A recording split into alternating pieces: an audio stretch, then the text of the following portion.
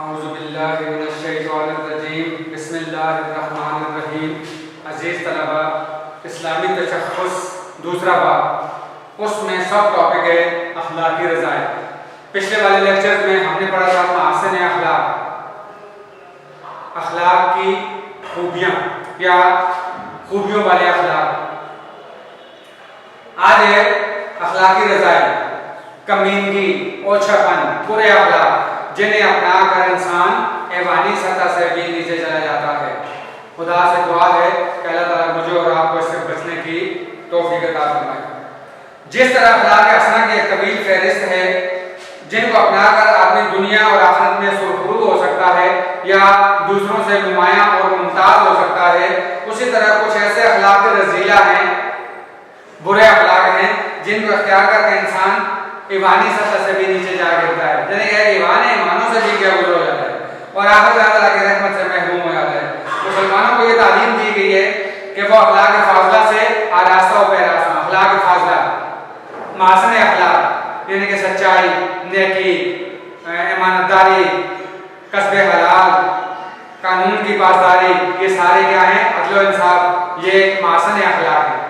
اور آج جو ہم پڑھیں گے ان کے بھی آگے نام آنے والے ہیں، یہ ہیں اخلاق فاضلہ. اور اخلاق رذیلہ سے بچیں جن کا بھی آگے ذکر کیا جا رہا ہے، جو انسان کی شخصیت کو داغدار کر دیتے ہیں اور اسے ہر قسم کی نیکی اور بھلائی سے محروم کر دیتے ہیں. چند اخلاق رذیلہ کا بیان کیا جاتا ہے. سب سے پہلے ہے جھوٹ، فالسوٹ یا لائے. سب سے پہلے اللہ تعالیٰ ارشاد فرماتے ہیں، اللہ گواہی دیتا ہے کہ منافقین جھوٹے ہیں. منافقین، آگے اس کی وضاحت بھی آ جائے گی لیکن چیزیں پھر آپ کے ساتھ بتا دیتا ہوں. نفق، زیر زمین دو راستوں والی سرنگ جس کا پتہ نہ چلے کہ یہ راستہ باہر جا رہا ہے، یہ راستہ باہر جا رہا ہے. تو منافق آدمی کا بھی پتہ نہیں چلتا کہ ہمارے ساتھ ہے یا کس کے ساتھ ہے. جیسے منافقین کا سردار عبداللہ بن ابی ظاہری طور پر مسلمانوں کے ساتھ ہوتا تھا، لیکن جب جنگ کا وقت آتا تھا تو وہ اپنے آدمی لے کر الگ ہو جاتا تھا. منافقین جہنم کے سب سے نچلے طبقے میں رہیں گے. تو بار بار یہاں بتایا گیا ہے جھوٹ کے لیے. قرآن میں ایک اور جگہ اللہ تعالیٰ کہتے ہیں اور جھوٹوں پر اللہ تعالیٰ کی لعنت بھیجیں، سورہ آل عمران.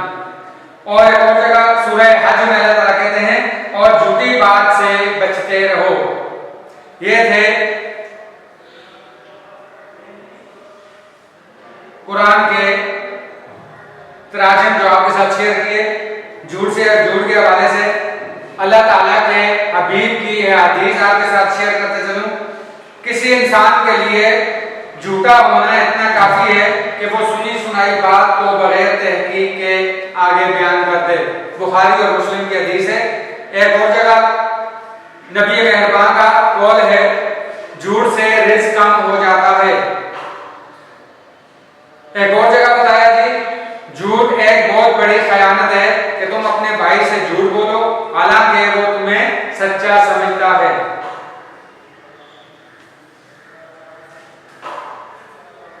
لعنت لغت میں اللہ تعالیٰ کی رحمت سے دوری اور محرومی ہے. قرآن میں اس کا مستحق صرف شیطان ہے، پھر یہود و مشرکین. لیکن مومن کو اس کے جھوٹ کے سوا کسی فعل پر لعنت نہیں بھیجے گی.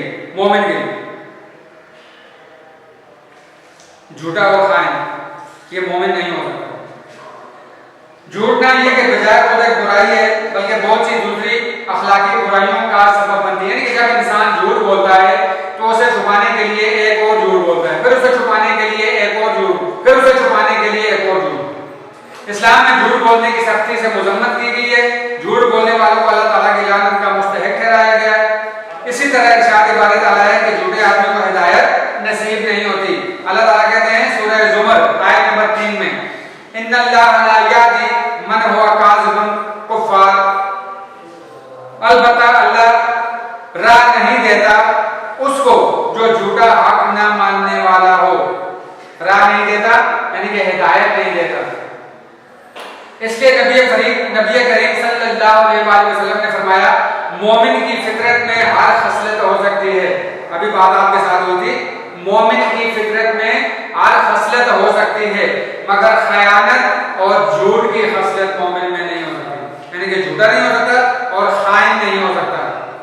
یہ دو باتیں ہیں، شراب بھی پی سکتا ہے، چوری بھی کر سکتا ہے، دوسروں کا مال بھی کھا سکتا ہے، لیکن وہ جھوٹا نہیں ہوگا اور خائن نہیں ہوگا۔ مسند احمد میں عبداللہ بن عمر سے روایت ہے، نبی کریم صلی اللہ علیہ وآلہ وسلم سے کسی نے دریافت کیا، یا رسول اللہ جنت میں لے جانے والا عمل کون سا ہے؟ آپ صلی اللہ علیہ وآلہ وسلم نے ارشاد فرمایا، سچ بولنا، کہ جب بندہ سچ بولتا ہے تو اس سے اس کے ایمان میں اضافہ ہوتا ہے، اور ایمان میں یہ اضافہ جنت میں داخلے کا سبب بنتا ہے۔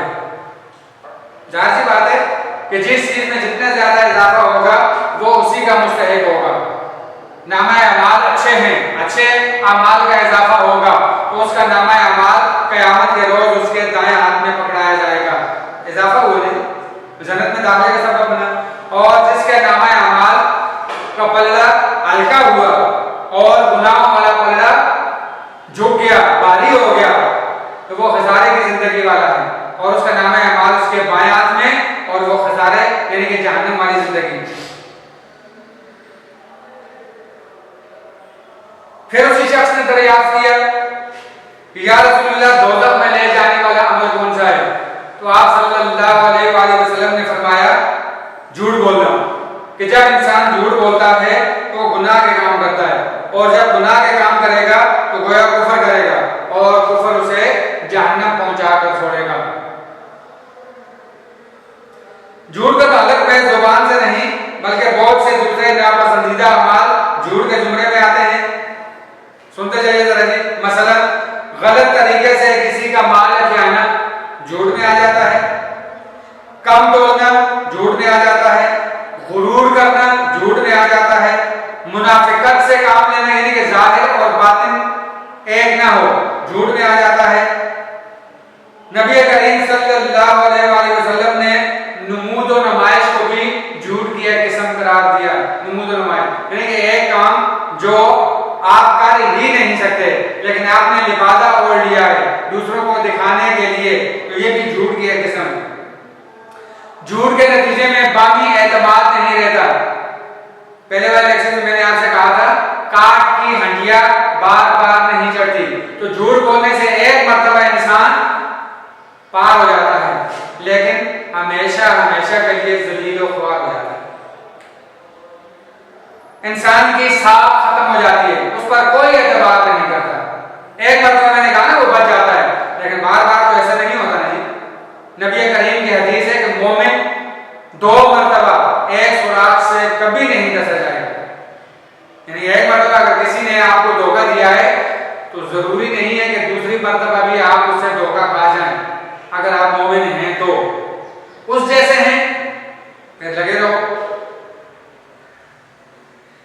معاشرتی زندگی اجیرن ہو جاتی ہے، یعنی کہ معاشرے میں اگر آپ رہنا چاہیں بھی تو بہت مشکل ہو جاتا ہے، اس لیے کہ آپ نے سچ تو بولا نہیں ہے جی، اس سے منہ چھپاتے پھریں، اس سے منہ چھپاتے پھریں، تو آپ کسی کو منہ دکھانے کے قابل نہیں رہتے۔ تو ظاہر ہے ایک مرتبہ سچ بول تو جان چھوٹ جائے، اور مسلمانوں کو چاہیے کہ جھوٹ کی ہر قسم سے پرہیز کریں، ہر قسم سے۔ اور یہاں تک بھی کہا جاتا ہے کہ فلاں نبی نے مصلحتاً جھوٹ بولا، استغفر اللہ نعوذ باللہ من ذالک، سراسر بہتان ہے۔ انبیاء کرام تو اللہ تعالیٰ سے سچائی لے کر آئے ہیں، اللہ تعالیٰ کی ذات سب سے بڑی سچی ذات ہے۔ ومن اصدق من اللہ حدیثا، اللہ سے سچی بات کس کی ہو سکتی ہے؟ اور وہیں سے سچائی انبیاء کرام نے حاصل کی، اور ہم کہیں جی مصلحتاً نہیں جی، جھوٹ جھوٹ ہے۔ قرآن نے کہہ دیا کہ جھوٹوں پر اللہ کی لعنت بھیجیں، ختم۔ اس کا مطلب ہے انبیاء پر بھی بھیجیں۔ اگلا ہے جی غیبت،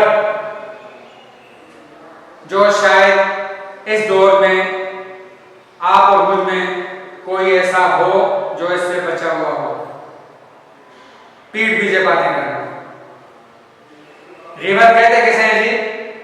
کہ وہ برائی جو آپ اس کی پیٹھ پیچھے کریں، اور اگر منہ پر اس کے وہ برائی بیان کی جائے اسے برا محسوس ہو، منہ بنائے، اس کی پیشانی شکن آلود ہو، تو اسے غیبت کہا جاتا ہے۔ تجسس بھی سے کہا گیا یعنی کسی کی ٹو میں لگے رہنا۔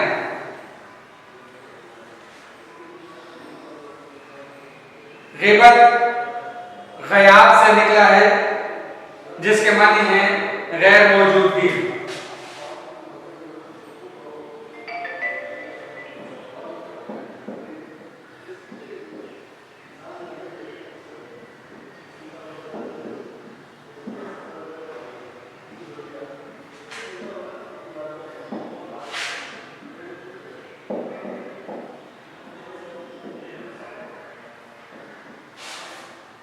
غیبت کا معنی غیاب سے معنی اس کے جی غیر موجودگی۔ ظاہر سی بات ہے ہم غیبت اسی کی کرتے ہیں نا جو سامنے موجود نہ ہو، اپنا دفاع نہ کر سکتا ہو۔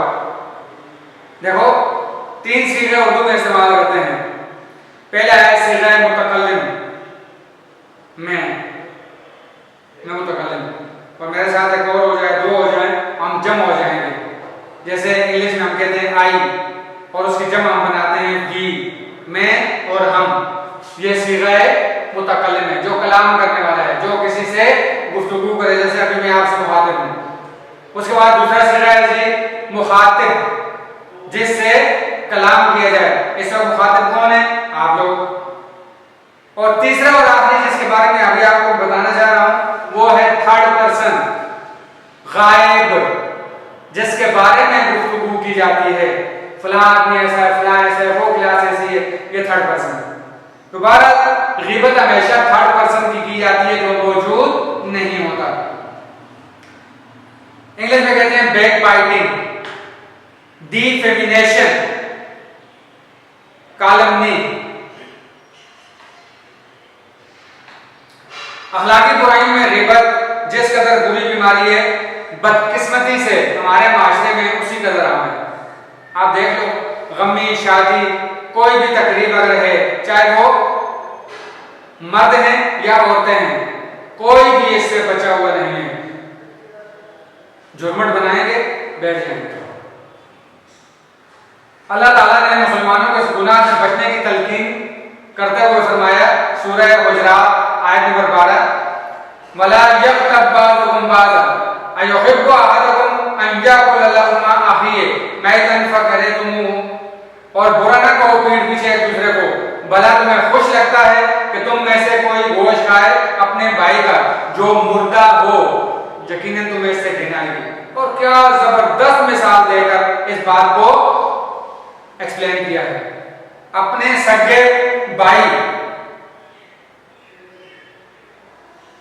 اور وہ بھی مردہ، بھائی کا گوشت کھانا تو ویسے بھی ناجائز ہے جی، اور پھر مردہ جیسے مرغی ہے، حلال ہے۔ اگر ہم کہیں جی یہ مردار ہے، کھائے گا کوئی؟ ہاتھ تک کوئی نہیں لگائے گا۔ اور کجا انسان اور وہ بھی مرا ہوا، کتنی بلیغ طریقے سے مثال دے کر سمجھائی ہے۔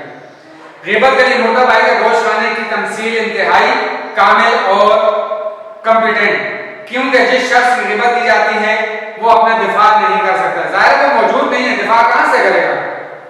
اور غیبت ہمیشہ پیٹھ پیچھے ہی کی جاتی ہے، اور جب سامنے آمنے ہو وہ غیبت تو نہ ہوگی، وہ تو منہ پر بات کرنی ہے۔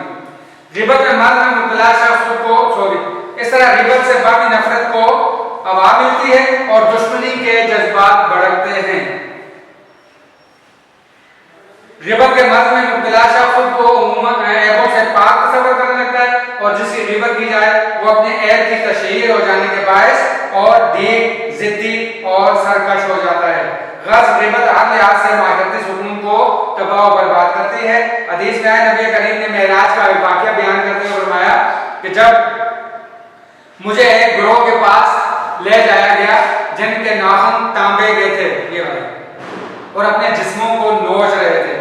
یہ والا ناخن اگر آپ اپنی باڈی کا ہے لگ جائے تو میرے حال میں 2 دن 3 دن 4 دن تک اس کی جلن آپ کو محسوس ہوتی رہتی ہے، کھنڈر سا بن جاتا ہے۔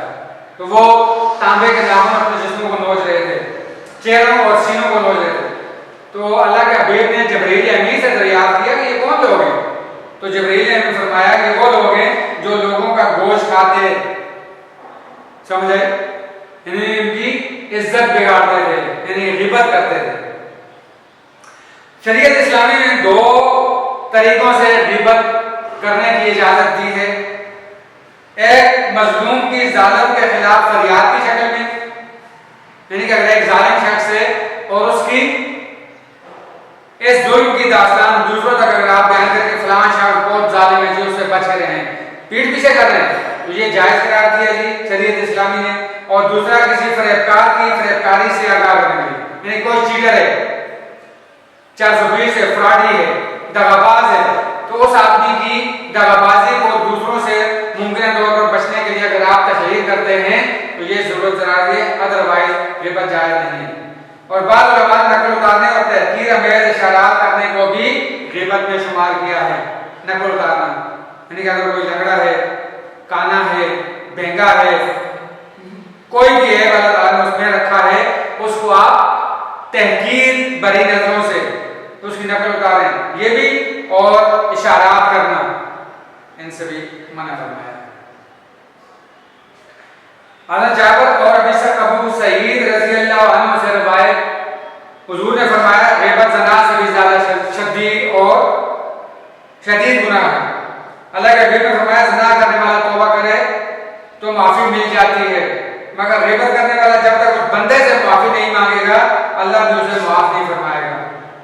دیکھ لیں زنا شدید گناہ، قرآن سے کہ زنا کے قریب نہ پھٹکو، یہ بہت برا فعل ہے، لیکن یہاں کا آگے اللہ کا بھی فرماتے ہیں کہ زنا کرنے والا اگر توبہ کرتا ہے تو ممکن ہے کہ اللہ تعالیٰ اس کی توبہ قبول فرما لیں، لیکن غیبت کرنے والا جب تک جس کی غیبت کی گئی ہے وہ معاف نہیں کرے گا، اللہ تعالیٰ بھی معاف نہیں کریں گے۔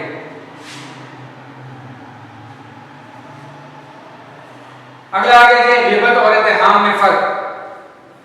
غیبت کو میں نے بتا دیا ہے، اتہام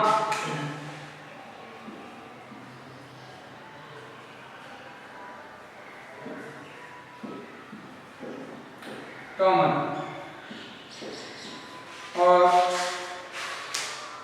غیبت وہ ہے نا جی، غیبت اور اتہام میں فرق ملحوظ رکھنا ضروری ہے۔ غیبت سے مراد کسی شخص کی عدم موجودگی میں اس کی ایسی برائی بیان کرنا جو اس میں موجود ہے، جبکہ تہمت لگانے سے مراد یہ ہے کہ کسی شخص کا ایسا عیب بیان کیا جائے جو اس میں موجود نہ ہو اور اس کے دامن کو بلا وجہ تار کیا جائے۔ بات سمجھ آئی جی؟ فار ایگزامپل میری اگر کوئی برائی بیان کرتا ہے پیٹ پیچھے، مجھ میں ہے وہ بیان کر رہا ہے جی، یہ غیبت ہے، لیکن جو برائی اس شخص نے بیان کی مجھ میں ہے ہی نہیں ہے سرے سے، یہ ہے اتہام یا تہمت، اور اسلامی شریعت میں اس کی سزا ہے، حد ہے، سزا یا حد کتنی ہے جی؟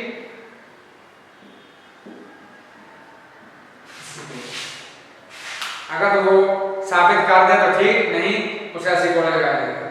اب اگر آ گیا جی منافقت، ابھی جو میں نے ذکر کیا تھا، منافق کا مادہ نفق سے ہے، اور نفق زیر زمین دو راستوں والی سرنگ کو کہا ہے۔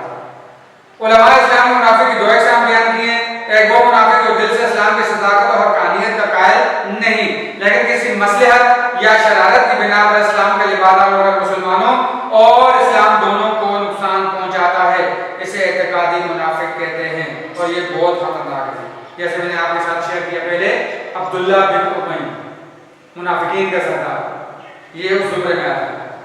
دوسرا وہ منافق جو اگرچہ خلوص نیت سے اسلام قبول کرتا ہے لیکن بعض بشری کمزوریوں کی وجہ سے اسلام کے عملی احکام پر چلنے میں سستی برتتا ہے، کوتاہی برتتا ہے، اسے عملی منافق کہتے ہیں۔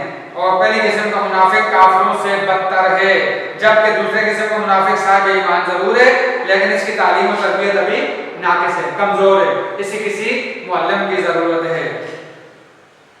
مسلمانوں کے خلاف منافقین کی سب سے خطرناک چال یہ ہوتی ہے کہ وہ دینداری کے پردے میں مسلمانوں کو باہم لڑا دیں، ان کی سب سے خطرناک چال ہوتی ہے، یعنی کہ ظاہری طور پر وہ ہمارے ساتھ ہوتے ہیں لیکن اندر اندر سے ہماری جڑیں کاٹنے میں لگے ہوتے ہیں۔ اس مقصد کے لیے انہوں نے مدینے میں مسجد نبوی کے مقابل مسجد زرار تعمیر کی۔ مسجد زرار یہ واحد مسجد ہے جسے ڈھانے کا حکم اللہ نے دیا.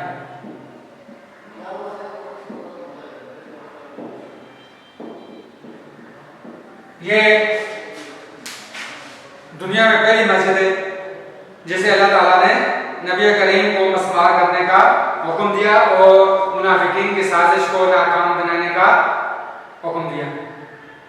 سورہ تحریم آیت نمبر 9 اللہ تعالیٰ کہتے ہیں یا ایھا النبی جاہد الکفار والمنافقین واغلظ علیہم ومأواہم جہنم. اے نبی لڑائی کر منکروں سے اور دغابازوں سے اور سختی کر ان پر اور ان کا گھر دوزخ ہے. ایک مرتبہ نبی کریم نے منافقین کی پہچان بتاتے ہوئے ارشاد فرمایا منافق کی 3 نشانیاں ہیں, بہت زبردست نشانیاں ہیں. تو ہم بھی اپنے گریبان میں جھانکیں کہ ان نشانیوں میں سے کوئی ہم میں موجود ہے تو آج سے کوشش کریں اس سے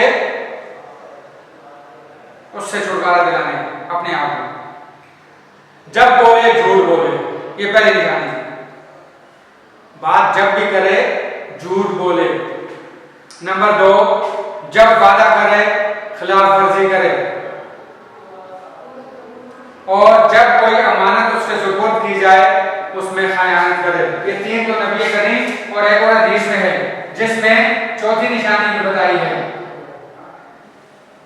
جب بات کرے تو گالی گلوچ کرے, یعنی کہ عام سادہ بات کو کر ہی نہیں سکتا. تیری ماں تیری فلاں بس یہ منافقین کی نشانی ہے.